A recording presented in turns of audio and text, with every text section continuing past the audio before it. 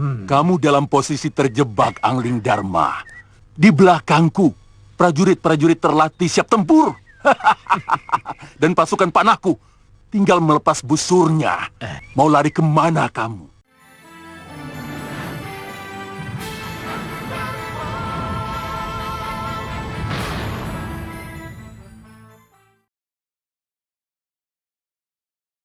Sangat memalukan dengan Anda. Gusti Prabu, satu batik madrim bisa membunuh 100 prajurit dengan sekali gebrakan. Bagaimana kalau sampai Prabu Angling Dharma dan Suliwa turun ke arena? Apa tidak akan banjir darah? Setelah Angling Dharma mengirim Bahadur dan Kasmala ke langit tanpa bintang dengan penjara langit yang dipinjamkan oleh Dewata kepadanya, ia pun bersama Batik Madrim bersama-sama mengucapkan terima kasih kepada Dewa yang telah mengabulkan permintaannya. Ia pun berharap bahwa semoga para penyihir tersebut mau menyadari dosa-dosanya setelah mendekam di penjara langit tersebut. Dosanya dan mau merenung kesalahan-kesalahan mereka. Di sisi lain, terlihat Prabu Mahesa Tunggal sangat senang melihat kemenangan pria mitra melawan Bahadur dan Kasmala. Ia pun tidak menyadari bahwa yang dilawan pria mitra dan Padmasari sebenarnya hanyalah pot bunga yang disihir Bahadur menjadi kembarannya. Pria mitra sendiri pun bertanya-tanya kemana Bahadur dan Kasmala yang asli. Begitu juga dengan Padmasari. Setelah melihat kemenangan pria mitra tersebut, saking senangnya Prabu Mahesa Tunggal pun memerintahkan Patih Megananda untuk menjadikan pria mitra sebagai senopati.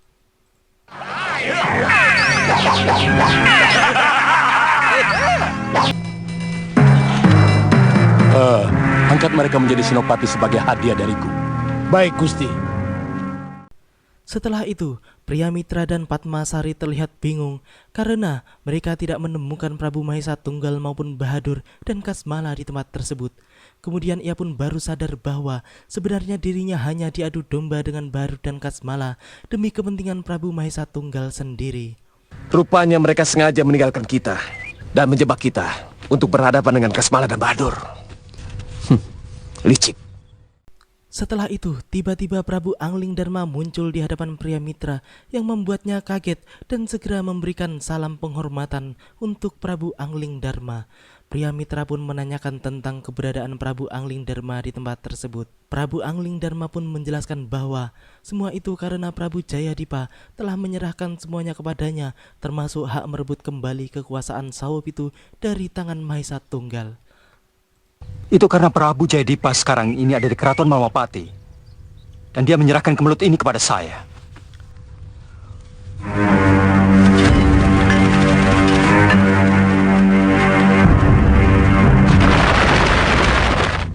Baru saja Prabu Angling Dharma selesai berbicara, tiba-tiba saja para prajurit Sawopitu pun mengepung mereka dengan persenjataan lengkap. Kemudian terlihat Patih Megananda keluar dari ruangan istana yang langsung menuduh Prabu Angling Dharma masuk Sawopitu tanpa permisi. Angling Dharma pun langsung menukas tuduhan Megananda kepadanya dengan berbalik menyindir mereka sebagai pemberontak dan menyingkirkan raja yang sah. Sang Prabu pun kemudian meminta untuk dipertemukan dengan Prabu Mahesa Tunggal.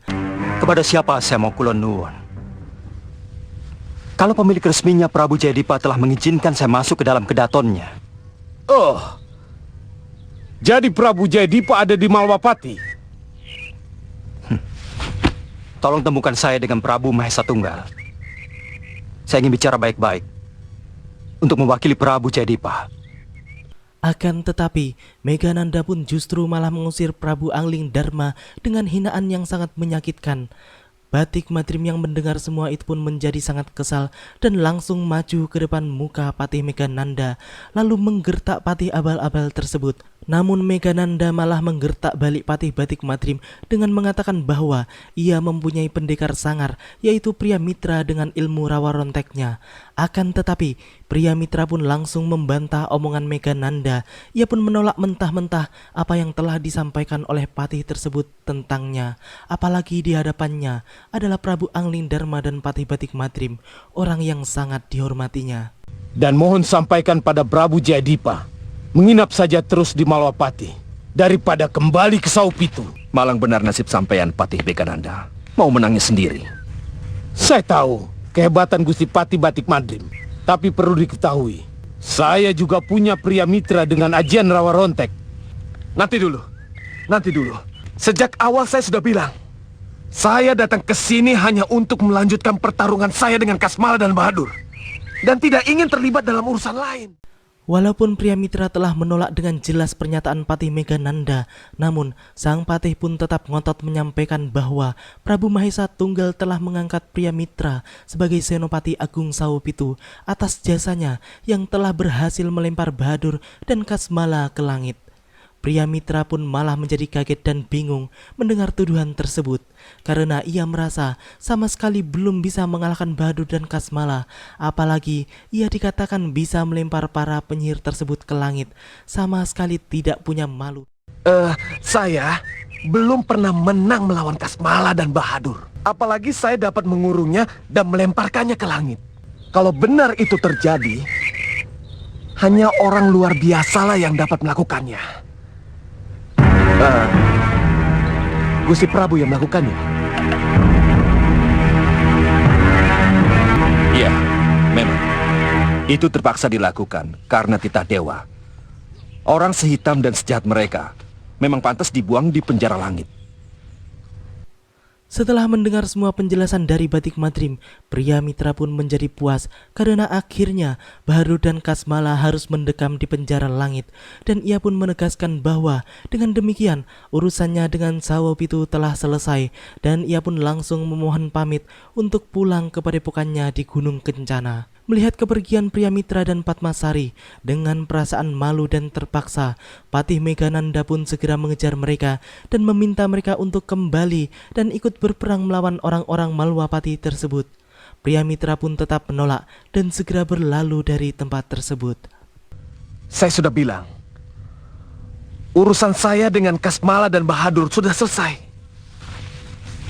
Jadi, saya dan istri saya tetap harus pulang. Terima kasih. Pendekar!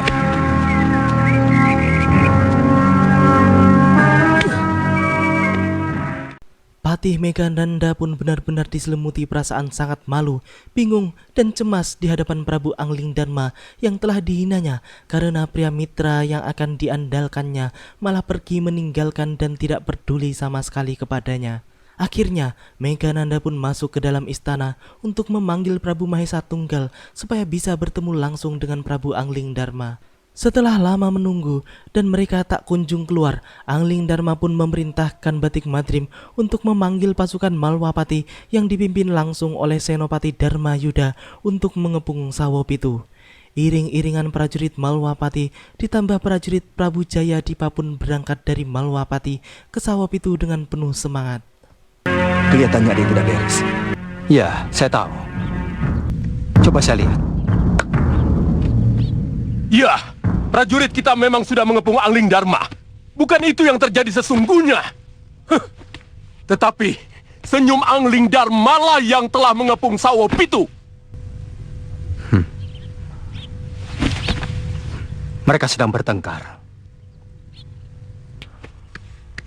Saya tidak ingin perang, tapi panggil dengan suara batin, Kanda, agar Senopati Dharma Yuda menyiapkan prajuritnya. Ayo jalan! Setelah menunggu sekian lama, akhirnya Mahesa Tunggal pun keluar untuk menemui Prabu Angling Darma. Ia pun malah menghina Prabu Angling Darma karena ia merasa Angling Darma adalah raja yang besar, namun mau saja diperintah oleh Jayadipa untuk hal-hal sepele seperti itu. Sejatinya, Mahesa Tunggal sendiri mengatakan hal tersebut untuk menutupi rasa takut dan kegentarannya berada di hadapan Prabu Angling Darma dan yang lainnya. Prabu Angling Darma, kalau saya ini malu menjadi utusan Raja Kecil Jayadipa untuk seorang raja yang kondang seperti sampean. Angling Darma pun kemudian meminta supaya Sawopitu dikembalikan kepada Prabu Jayadipa sebagai raja yang sah. Mendengar semua itu, Mahesa Tunggal pun justru malah mengancam Prabu Angling Darma bahwa semua prajuritnya telah mengepung sang Prabu yang siap untuk bertempur. Namun Angling Dharma pun terlihat sangat tenang mendengar ancaman tersebut, karena sebenarnya justru seluruh kedaton Sawo Pitulah telah dikepung dengan prajurit Malwapati. Melihat semua itu, Mahisa Tunggal pun kaget bukan main. Ia pun terlihat sangat ketakutan dan sangat cemas, sehingga Raja Abal-abal tersebut pun malah bertengkar dengan Meghananda yang membuat dirinya malu sendiri. Kamu dalam posisi terjebak, Angling Dharma. Di belakangku, prajurit-prajurit terlatih siap tempur. Dan pasukan panahku tinggal melepas busurnya. Mau lari kemana kamu? Oh, kalau pertanyaan itu dibalik, sampean mau lari kemana Prabu Mahesa Tunggal? Kalau kenyataan seluruh kedaton Sawopitu sudah dikepung oleh Wakul Binoyo Mangap. Ya. Lihat. Lihat.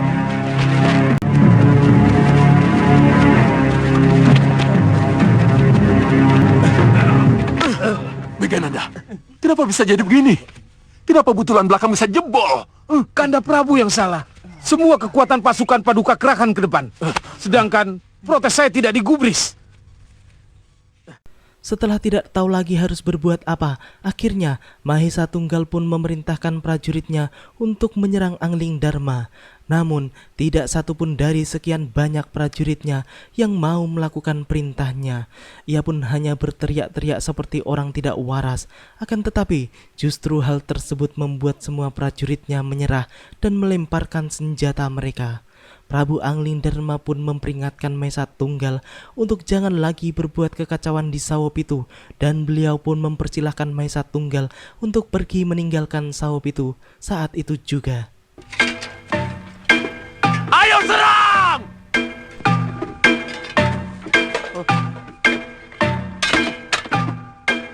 Itu menunjukkan mereka lebih arif. Dengan menghindari pertumpahan darah yang sia-sia. Ini nasib burukku.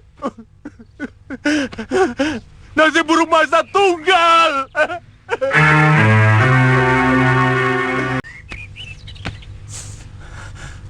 Saya mengaku kalah. Tetapi perlu diketahui, Ingat, Sawopitu tetangga terdekat Mahapati. Jangan disentuh-sentuh lagi. Silakan pergi. Dan tak ada satu prajurit pun yang akan ditawan. Prabu Jaya di padan rombongan yang baru saja sampai di Sawopitu pun sempat berpapasan dengan Mahesa Tunggal yang terlihat sangat malu atas semua kejadian yang terjadi di tempat tersebut.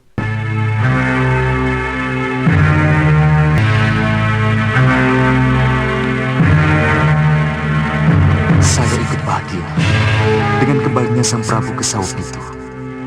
Tapi bagaimana perasaan Sang Prabu? Ketika proses pengusiran ini terjadi, aku tidak ada. Beliau pasti kecewa. Aku tidak melakukan apa-apa.